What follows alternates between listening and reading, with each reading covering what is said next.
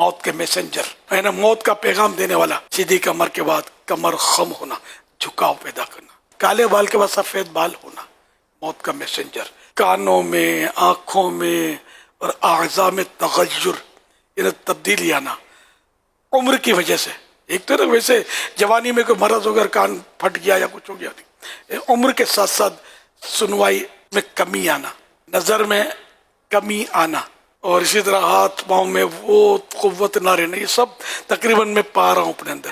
یہ سارے موت کے میسنجر جو ہیں میرے پاس تقریباً پہنچ گئے. اللہ کرے کہ مرتے وقت کلمہ نہ بھول جاؤں. ایک بوڑھاپا ایسا ہوتا ہے کہ جس میں ارذل عمر کہتے ہیں، نکمی عمر آدمی کی نہ سوچ کا ٹھکانہ ہوتا ہے، نہ دماغ کا ٹھکانہ ہوتا ہے، نہ عقل کا ٹھکانہ ہوتا ہے، نہ بدن کا ٹھکانہ ہوتا ہے. اللہ پاک اس ارذل عمر سے پیارے آقا صلی اللہ علیہ وسلم نے بھی پناہ مانگی ہے. اللہ کرے وہ دعا ہمارے حق میں بھی قبول ہو.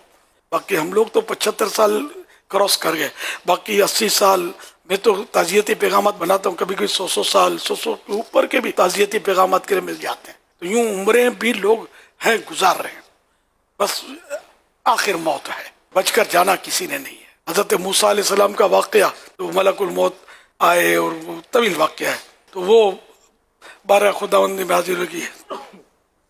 پھر اللہ پاک نے واپس بھیجا ملک الموت علیہ السلام، بولو گائے کے اوپر ہاتھ رکھ دو، جتنے ان کے ہاتھ کے نیچے بال آئیں گے نا اتنے سال کی عمر بڑھ جائے گی. حضرت موسیٰ علیہ السلام کو آئے تو یہ بتایا، تو انہوں نے ملک الموت سے سوال کیا اس کے بعد کیا ہوگا؟ موت. تو بولا اچھا یوں ہے، تو ٹھیک ہے حاضر. یوں مطلب دنیا سے یہ بڑوں کی بات ہے، میرا تیرا کام نہیں ہے.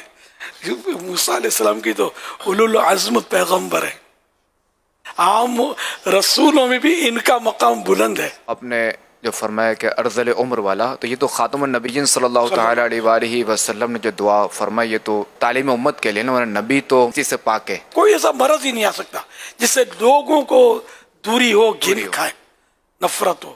جیسے بوڑھا خشک جڑیاں پڑی ہوں تو آدمی کو دیکھنے کو جی نہیں کرتا.